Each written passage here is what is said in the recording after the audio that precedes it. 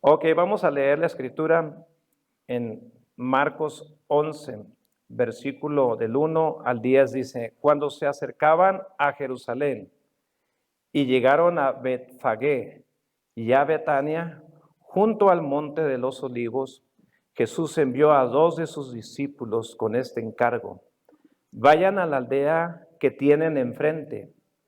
Tan pronto como entren en ella, encontrarán atado un burrito en el que nunca se ha montado nadie.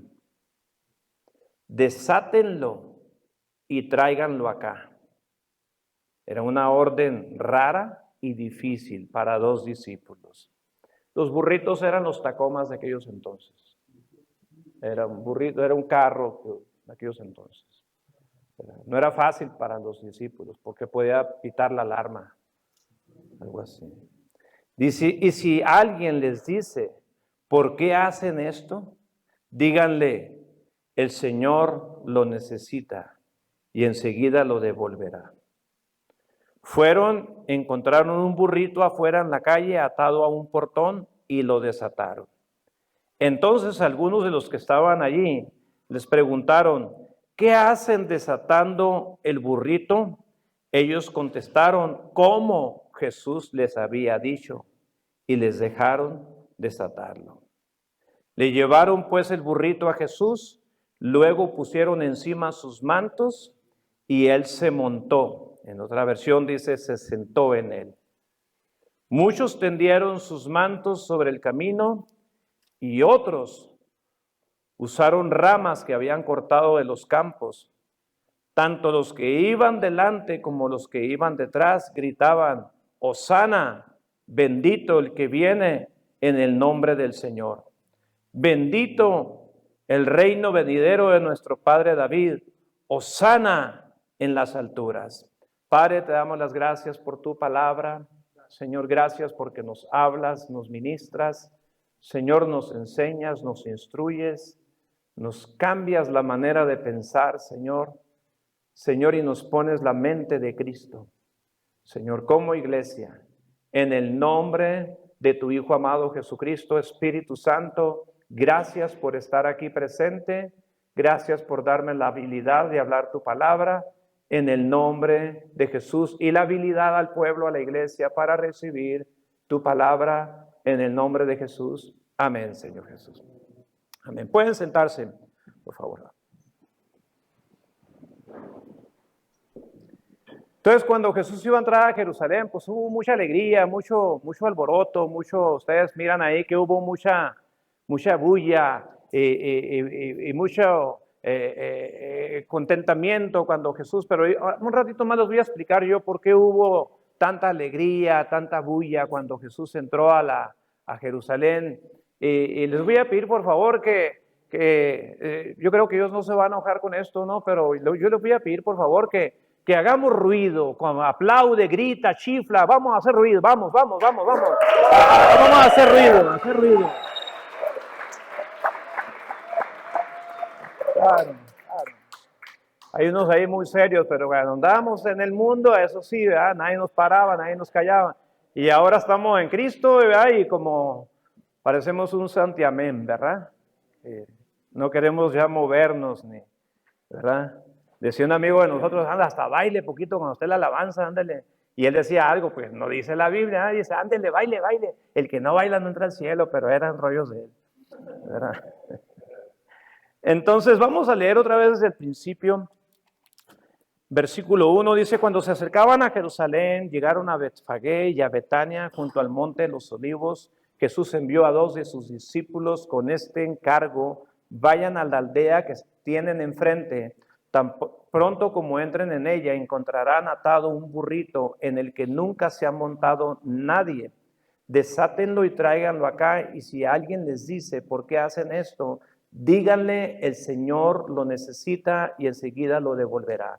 Yo le puse por nombre a este tema, que es la entrada triunfal a Jerusalén, algo que yo veo, un cuadro que yo veo en esta escritura o en esta historia, es que siempre se ha dicho que Dios no nos necesita a nosotros, Dios no necesita a nadie porque Él es Dios.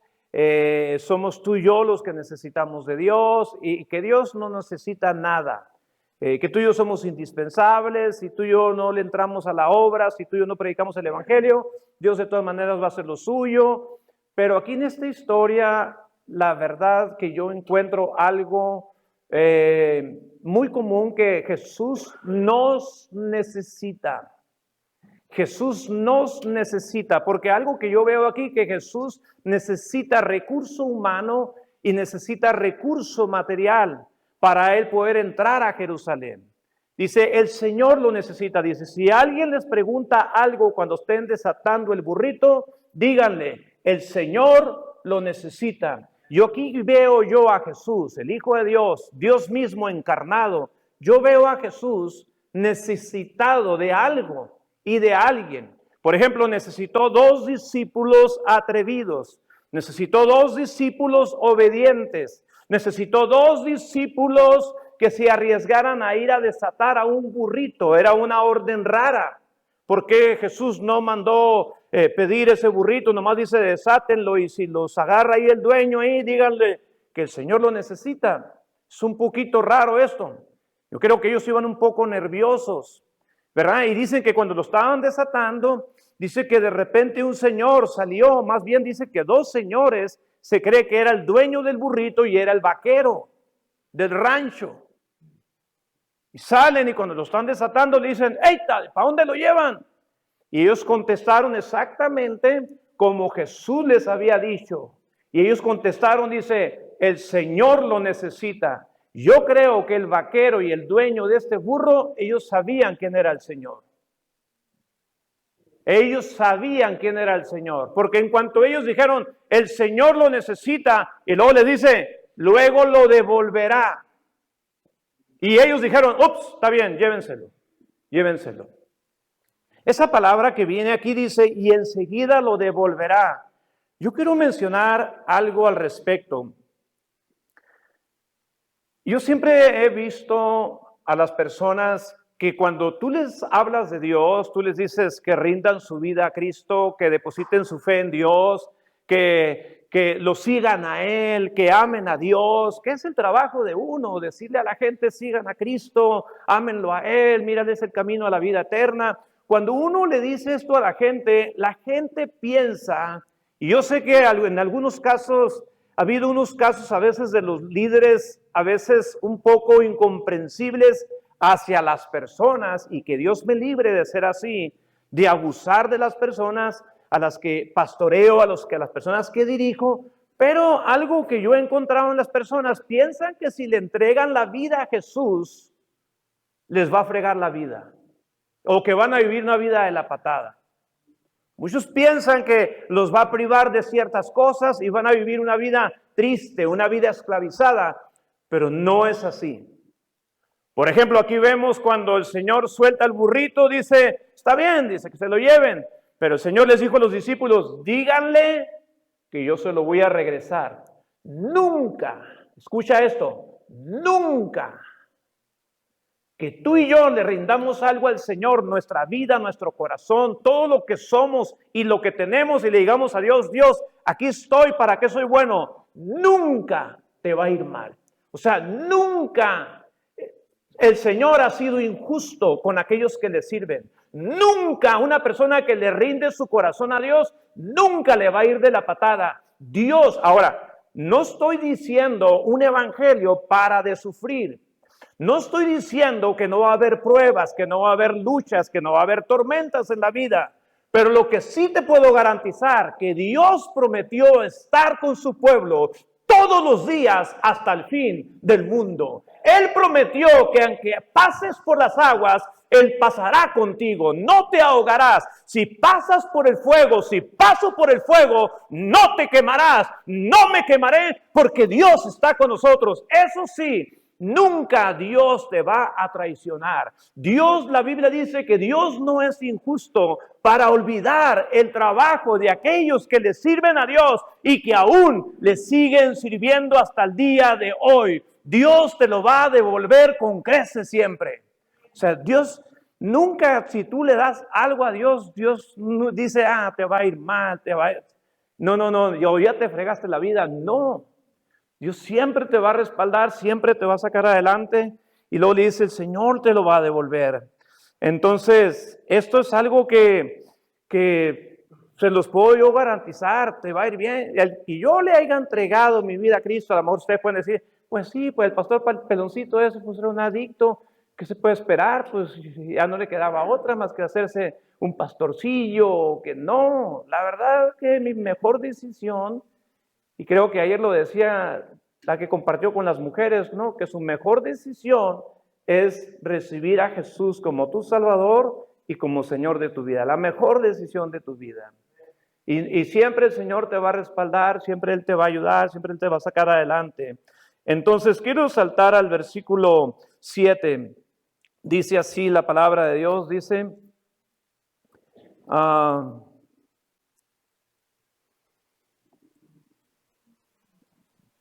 Le llevaron pues el burrito a Jesús, luego le pusieron encima sus mantos y él se montó. Ahora, cuando Jesús iba a entrar a Jerusalén, la mayoría de la gente en Jerusalén, ellos pensaban que él venía a reinar a Jerusalén, como el rey David, como el rey, otros reyes que hubo, como el rey Usías, el rey Josías y todos esos reyes que hubo. Ellos pensaban que todos los reyes entraban en un caballo con su pasito así muy coqueto, hablando de caballos, no, como un caballo así tipo caballos como los que tenía Antonio Aguilar, y la gente pensaba que Jesús iba a entrar de esa forma con una espada ahí en su vaina, y que iba a entrar Jesús con la cabeza erguida, levantada, vengo a reinar Jerusalén. Pero la gente se sorprendió que Jesús entra en un burrito. ¿Qué representa el burrito? ¿Qué representa? El burrito representa un animal y representa la sencillez y la humildad. Y un burrito a ti y a mí nos puede enseñar bastante. La Biblia dice que Jesús se subió en él. Le pusieron sus mantos, dice, y se subió en él. Jesús. Ahora, ¿qué es un burrito? ¿Qué nos enseña un burrito? Un burrito es manso. Un burrito es sencillo, es un animal de carga. Eso es un burrito. El burrito, Jesús se sube al burrito, el burrito reconoce al Señor y se queda quieto. Ahora, en otra versión dice que Jesús se sentó en este burrito. Ahora, mi pregunta es, cuando sus discípulos obedecen a Jesús para ir a desatar este burrito, estos discípulos, ¿sabes por qué ellos desobedecen una orden un poco rara de Jesús? Porque realmente Jesús estaba sentado en estos discípulos. Mi pregunta es, ¿tú y yo hemos dejado que Jesús se siente en tu vida? ¿Hemos dejado tú y yo que Jesús sea el que tome las riendas de nuestra vida? O quizás tú digas, no, aquí mi vida, mis chicharrones truenan. Aquí que ni se metan conmigo. Yo pinto una raya. Ahora, los discípulos, ¿sabes por qué eran sus discípulos? Eran como unos burritos. Discúlpame la expresión, pero eran como unos burritos, en el buen sentido. Ahora, un burrito es un animal de carga, siempre los usaban como un animal de carga. Ahora, la Biblia dice que había una carga muy pesada que Jesús nos quita a nosotros y nos quitó. Y quizás alguien venga en esta mañana, alguien venga con esa carga, con el pecado y con la culpa. Pero Jesús dice, vengan a mí todos, dice, los que estén trabajados y cargados, dice, yo los voy a hacer descansar. Así dijo Jesús, dice, todos los que vengan cargados, o sea, todo aquel que venga con una carga muy pesada, que venga cansado, el pecado cansa, la culpa cansa, claro que sí cansa. Ahora, Jesús dice, vengan a mí, dice, yo los voy a hacer descansar. ¿Qué dice Jesús más adelante? Dice, ligera es mi carga. O sea, Jesús nos quita una carga, pero nos pone otra carga. ¿Cuál es la otra carga?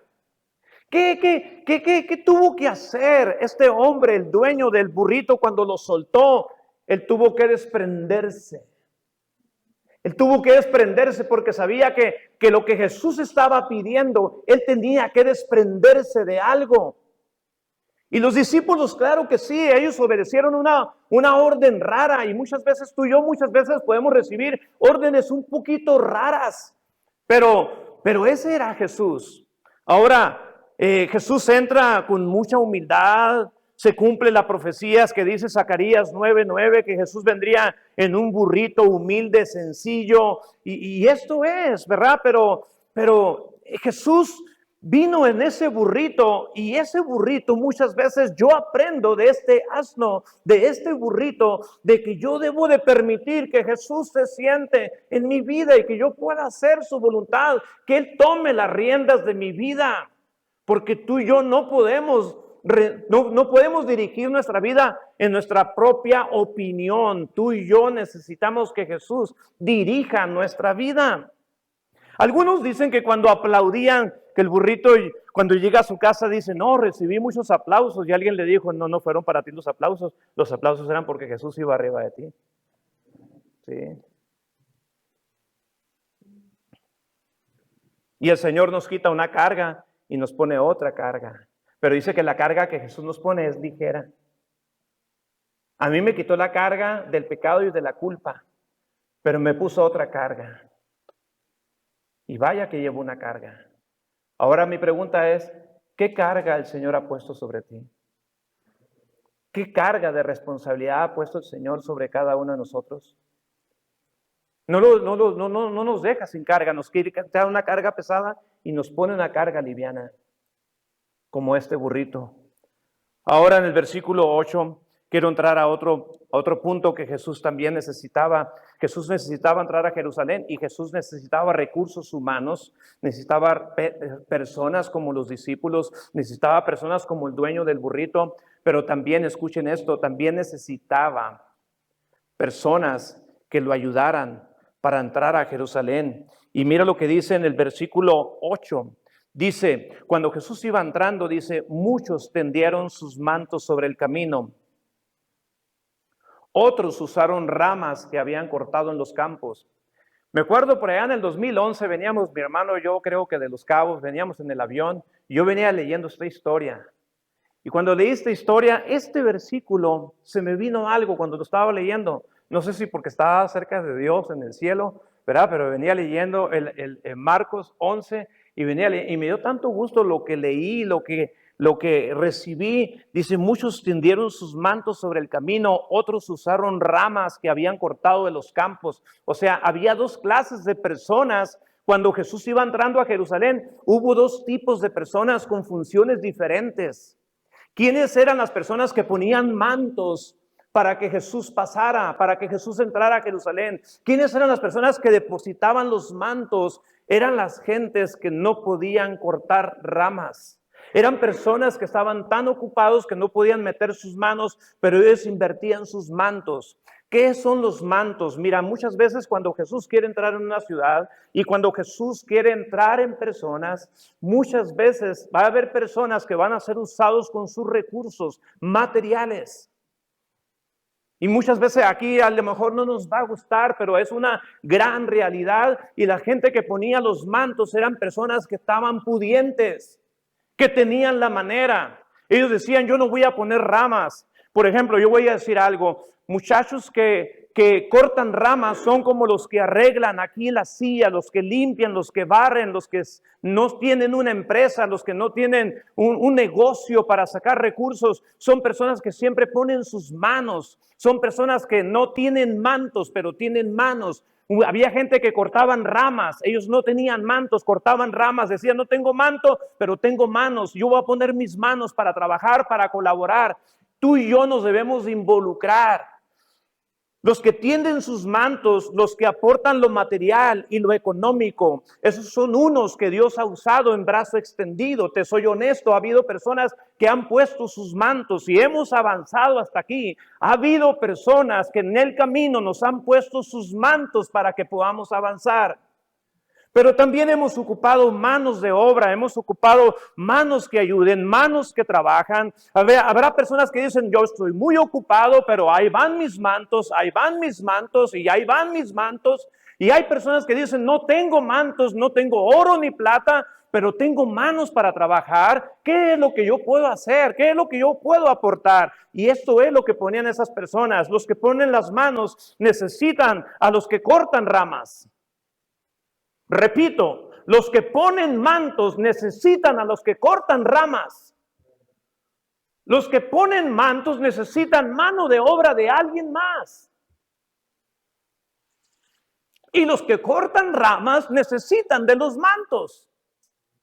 Por ejemplo, los muchachos que limpian aquí, nosotros les damos una ofrenda semanal. ¿De dónde? De lo que ustedes ofrendan, de lo que ustedes diezman, ¿verdad? Les apoyamos a ellos, es una pequeña ofrenda, son personas que viven aquí con nosotros, ¿verdad? Pero son manos que trabajan. Las personas que ponen sus manos, las personas que cortan ramas necesitan a los que ponen los mantos. No sé si me estoy explicando, ¿verdad? Y las personas que ponen los mantos necesitan a los que cortan ramas.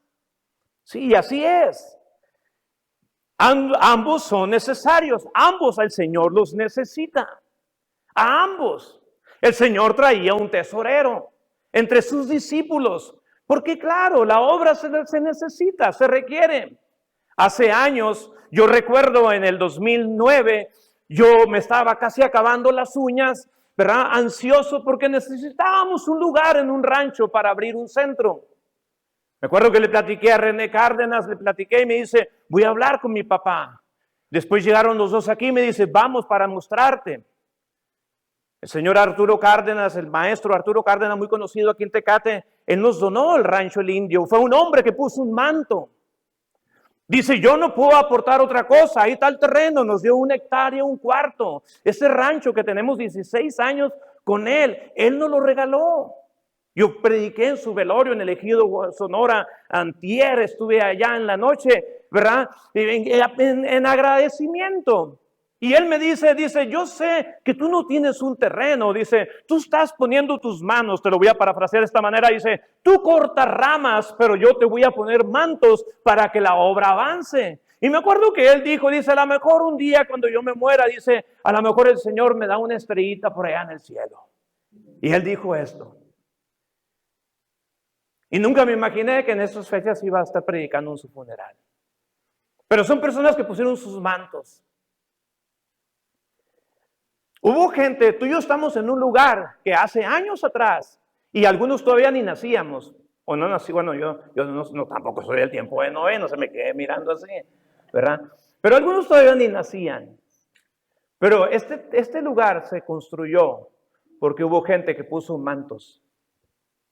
Hubo gente en los Estados Unidos que pusieron mantos, y hubo gente que dijeron, nosotros no tenemos mantos, pero tenemos manos, órale, ahí vamos a clavar. Hace un año más o menos llegó un señor, un tipo hippie, llegó un señor, como más de 70 años, con una colita, y se bajó así medio pachuquillo, y me miró ahí como que nos saludamos y como que siento esta identificación ahí, ¿verdad? Bueno, yo no me sentía tan grande como él, pero él me dice, ¿me dejas pasar? Le dijo, ¿y usted quién es? Yo soy David, dice, yo puse la puerta esa, dice, y me tocó poner las ventanas, estas ventanas, él las puso. Dice, yo tenía más de 20 años que no venía a este poblado, mijo. Yo trabajé aquí.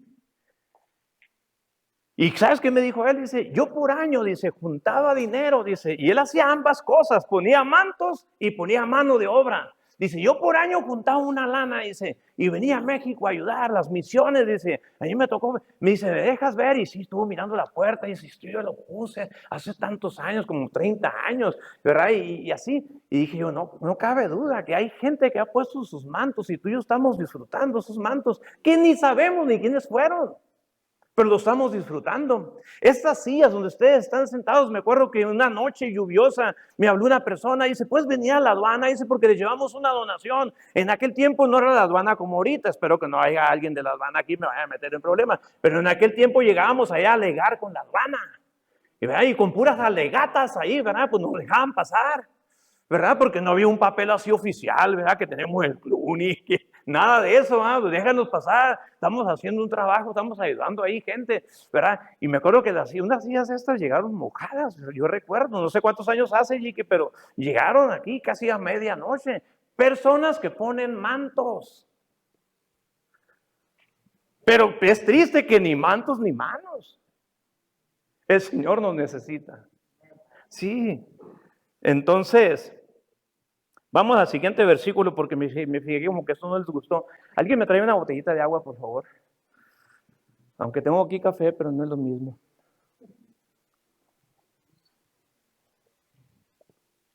Sí me estoy dando a explicar poquito, ¿sí? Y eso lo recibí en el avión. Dije, los mantos y los que cortan ramas. ¿De cuáles eres tú? ¿Verdad? A mí me ha tocado, te soy honesto, nunca he sido una persona rica ni tampoco me considero una persona pobre. Creo que tengo lo suficiente. Pero me ha tocado poner ambas cosas. No me gusta andar diciendo, di esto, que di allá, y no me gusta andar diciendo. Pero en nuestras entradas personales de Maggie y yo, nos ha tocado poner mantos, porque conocemos al Señor. ¿Sabes por qué que la gente ponía mantos? Porque conocían al Señor. Cuando tú no conoces quién es el Señor, y tú ves las cosas distorsionadas, ni mantos ni manos. Pero se requiere, ¿verdad? Y gracias por aquellos que ponen sus mantos. Vamos al versículo 9, dice, tanto los que iban delante como los que iban detrás gritaban, Hosana, bendito el que viene en el nombre del Señor. Todos los que iban delante como los que iban detrás. ¿Sabes qué veo yo aquí en esta escritura? Dos generaciones. Generación, lo voy a decir de esta manera, que nadie se ofenda, yo soy de este club, generación vieja y generación joven. Los que van delante, los que van detrás. Escucha, generación vieja, nos dejaron a ti y a mí una plataforma, un lugar. Generación vieja. Generación vieja, un día una persona me dijo, ahí está un lugar, dice, tú vas a estar en el lugar donde yo estoy ahorita, dice. Mi tiempo de mi partida, dice, se ha acercado, dice. Yo no sabía cómo iba a ser el asunto. Dije, ¿cómo está el asunto? Dice, $100,000, me dice. Ay, caray, dije, ups. Dije, ¿no te dijo el Señor otra cosa? ¿Te dijo que eran $100,000? ¿No te dijo que pusieras el mantito? No, me dice. No, dice, pero generación vieja y generación joven. Los que van delante y los que van detrás. Atrás de nosotros vienen jóvenes. Y esto habla conectando generaciones. A mí me encanta ver a sus padres con sus hijos en la congregación. Me encanta, me gusta mucho ver esto. Ahora, cuando miramos tú y yo la palabra Hosana, parece que es una palabra de mucha alegría, y quizás lo sea, pero yo te voy a decir algo. En la historia dice que cuando las gentes gritaban Hosana, dicen que habían muchos jóvenes que gritaban con un grito desgarrador. Y quiero que me pongan la foto, por favor, ahí. Tengo la foto de un joven con un clamor desgarrador. Y tú y yo ahorita miramos a muchos jóvenes que quizás no los vemos con esta expresión. Pero voy a decir algunas cosas y no los digo para ofender y lo quiero decir con mucho respeto y con mucho cuidado, pero tú miras a un joven con tatuajes o con aretes por donde quiera, es un clamor como este joven. Tú miras a un joven en la vagancia o grafiteando y todo eso, son jóvenes que están clamando por un Dios que no conocen. Son jóvenes que están clamando, escuchen esto, a la generación que va adelante, a la generación que ya tiene un poco de colmillo, a la generación que ya tiene un poco de experiencia, a la generación que vamos por delante, tú y yo, escucha, tú y yo tenemos que mirarlos como un clamor, no para juzgarlos, no para condenarlos, pero yo veo ahorita una generación de jóvenes atrapados en las redes sociales. Son jóvenes así como él. En la foto dice gritando a un Dios como que no contesta. Y en esto donde dice Hosana, la palabra Hosana, yo le preguntaba a Julio, le digo, investígame qué significa Hosana. Significa, sálvanos, te ruego. Tú miras a un joven que se tatúa la cara, se pone aretes por todas partes y andan pandillas y todo eso, es una forma de clamar. Es una forma de clamar.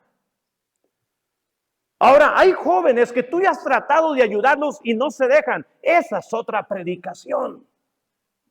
Pero hay jóvenes que tú los ves y tú los quieres regañar y los quieres juzgar y los quieres, pero es un clamor. Cuando yo era un jovencito, me junté con gente grande a fumar marihuana y a meterme cocaína por las narices y a meterme un montón de cosas. Era una forma en que yo estaba clamando por ayuda. Yo necesitaba identidad. Yo necesitaba la ayuda de la gente que iba adelante, que ellos me ayudaran. Y ese es tu trabajo, iglesia. Ese es mi trabajo, ¿verdad? Clamar. Ponme al joven, por favor. Y entonces tú y yo miramos a una generación. Cada vez que tú veas a un joven raro y que tú digas, muchacho rebelde, muchacho vicioso, muchacho adicto, piensa en esta imagen.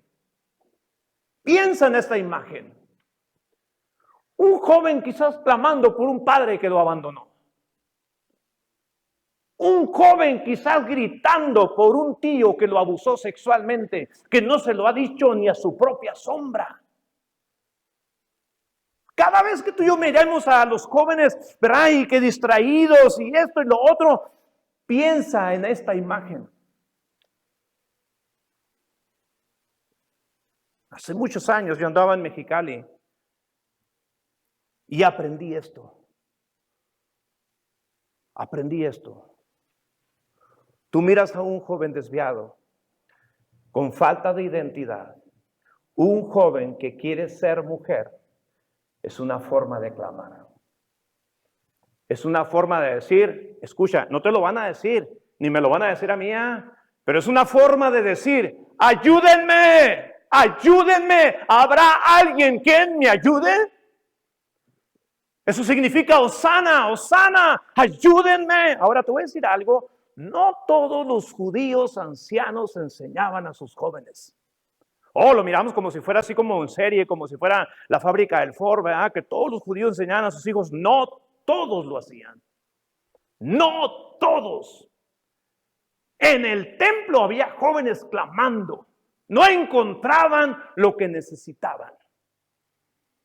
No lo encontraban. Hay jóvenes que están clamando así por un abrazo. Por un abrazo. Hay jóvenes que están clamando así para que tú y yo nos lleguemos y nos paremos enfrente de ellos y le digamos, yo he estado en tus zapatos. Yo te comprendo. Yo he estado igual que tú. No que los señalemos con el dedo. Y termino yo con esto.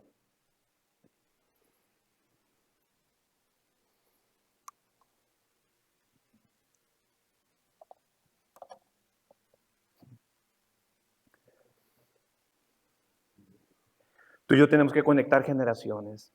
Conectar generaciones. Y algo que necesitamos orar mucho en nuestra congregación es orar por nuestros jóvenes.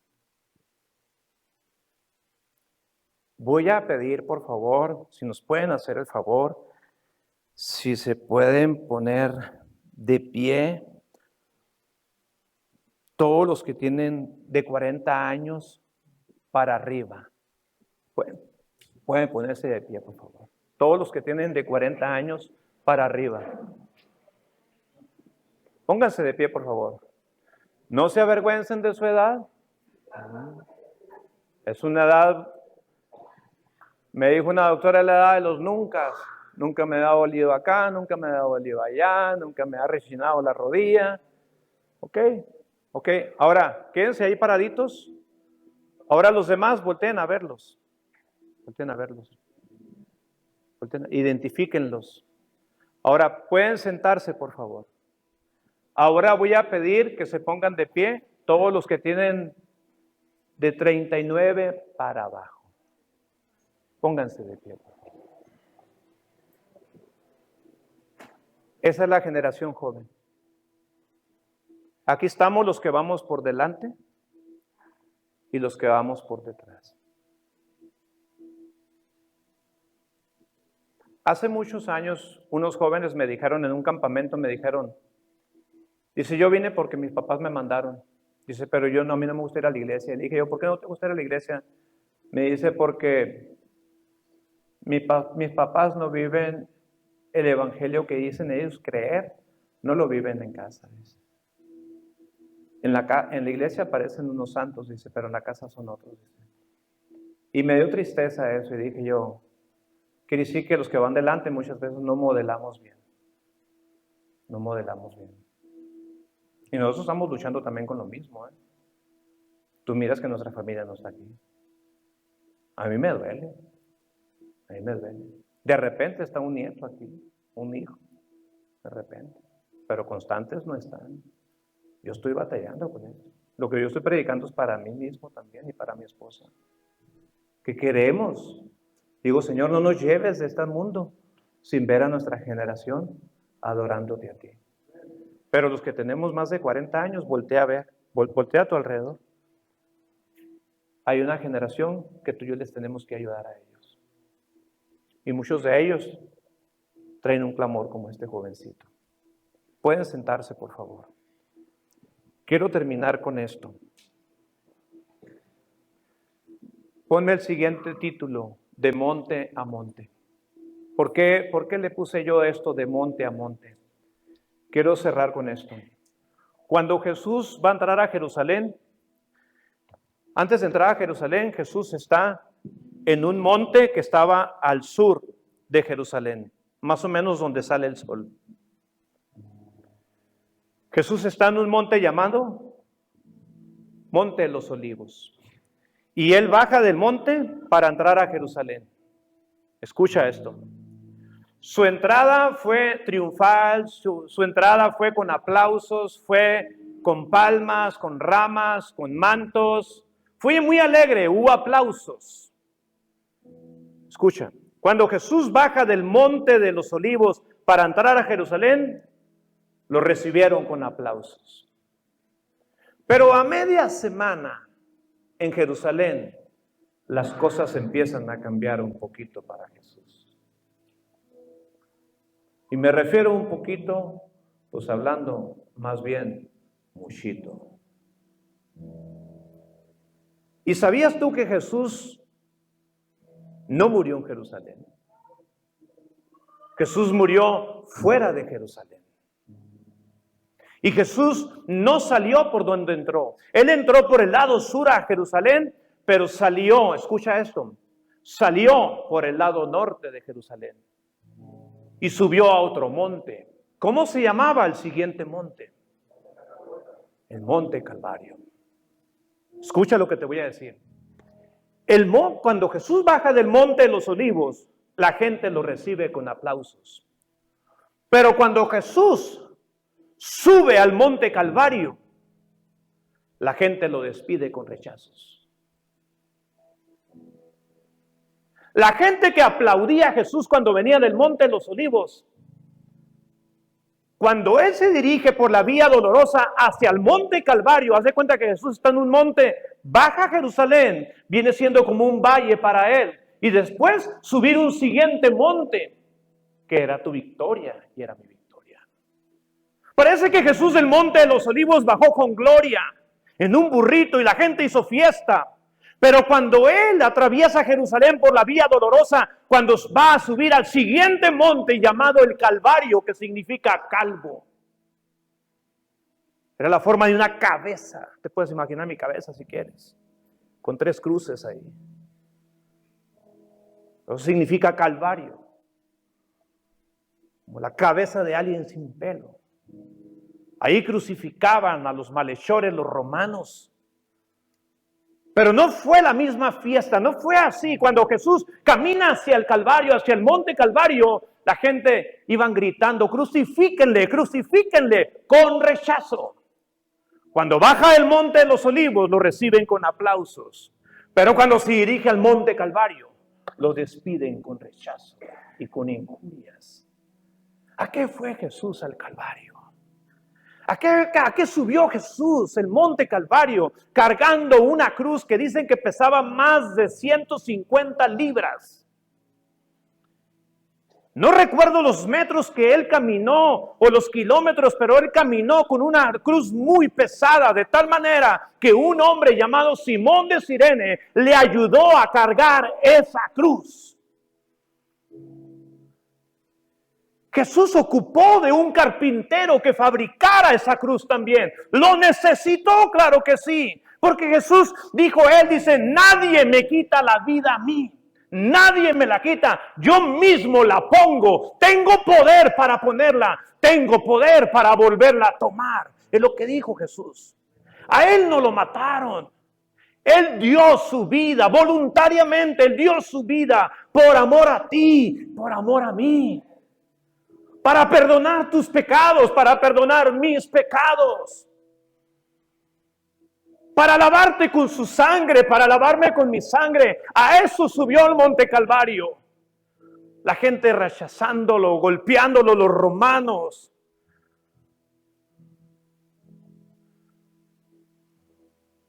Siete partes de su cuerpo, estando en la cruz, estaban sangrando.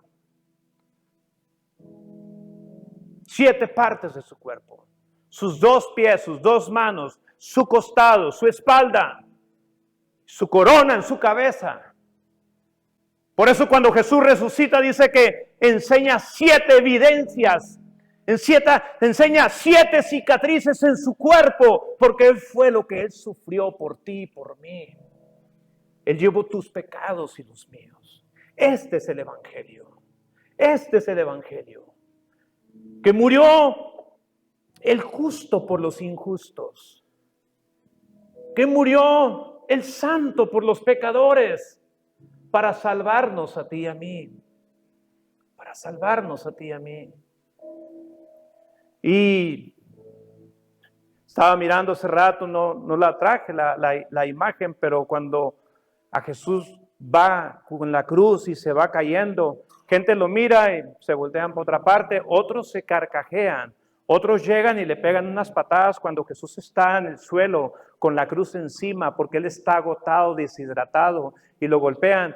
Y hay gente que pasan y bien despistados, bien apáticos, indiferentes, y es triste. Escucha esto, dice que hasta la actualidad hay gente que aún no lo estima como lo que es Él. Hay gente que no lo estima como lo que es Él. Si estás vivo, estás viva, es por Él. Es por Él. Si tú te sientes salvo, salva, y dices tú, la gracia me alcanzó, me abrazó Cristo, es por Él. Es porque Él murió en la cruz. Me dijeron en el Ejido Sonora, se me acercan unas personas, me dicen, ¿usted qué es cristiano? Sí, le dije, soy cristiano evangélico. Y me dicen, ¿cómo está eso? Y yo les decía a ellos, yo les pregunté a ellos, le dije, ¿ustedes celebran Navidad? Y ellos me dijeron, sí. La segunda pregunta, ¿ustedes celebran la Pascua, la Semana Santa? Claro que sí, eso es Cristo. ¿Ustedes creen en los años? ¿Ustedes creen que estamos en el año 2026? Sí, eso es Cristo. Antes de Cristo, después de Cristo, empieza los años. Y son los años que tenemos, ¿verdad? De 2026 después de Cristo. Después de su resurrección, de su muerte y resurrección, ahí empiezan los años. Y eso es lo que hace 2026, o como se dice así, 2026 años que Cristo murió y resucitó por ti y por mí. Y este es el Evangelio. Y nunca me voy a cansar de predicarlo. Nunca me voy a cansar de predicarlo. Alguien me preguntó cómo se sintió. Le dije, me encanta predicarle a un mar de gente que no conoce a Jesús. Me encanta. Aunque se me tiemblen las corvas y quiera ir corriendo al baño, seguiré predicando el Evangelio. Porque esto es el Evangelio. Predicar a Jesús y a este crucificado. Pero que también se levantó triunfante. Pero eso es el tema para la semana que viene. Pero no quise pasar desapercibido que Jesús entra por un monte, pero sale hacia otro monte, y esa fue tu salvación y es mi salvación. Si a alguien le gustaría recibir el perdón de sus pecados, y si alguien está batallando con el pecado y el peso de la culpa, Cierra tus ojos ahí donde tú estás y haz una oración conmigo, por favor. Y te voy a volver a repetir algo que no lo digo comúnmente. ¿Lo estimas a Él como lo que Él es? Tu Señor, tu Salvador, por Él respiras, por Él vives, por Él todo.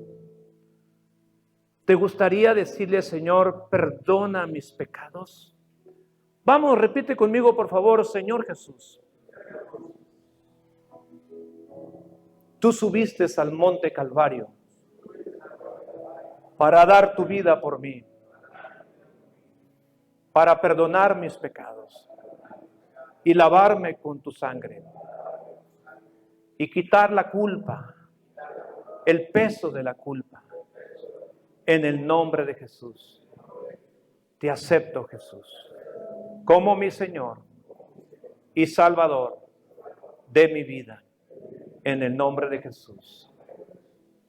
Sí, mantengámonos. Ahora te voy a preguntar, si el Señor te dice, yo te necesito. Yo te necesito. Jesús necesitó recursos humanos. Y necesitó recursos como mantos, como un burrito, para Él poder avanzar hacia Jerusalén.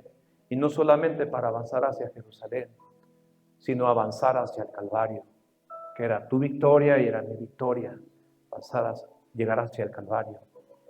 ¿Qué es lo que en qué podemos colaborar tú y yo? Con nuestras manos, poniendo nuestros mantos. Dice que había gente. Ahora lo otro, si tú tienes más de 40 años, asómate, voltea hacia atrás por encima de tu hombro y vas a mirar siempre gente que es menor que tú. Siempre vas a mirar Timoteos, vas a mirar Eliseos y vas a mirar Josueces. Y los vas a mirar como ese jovencito con un clamor.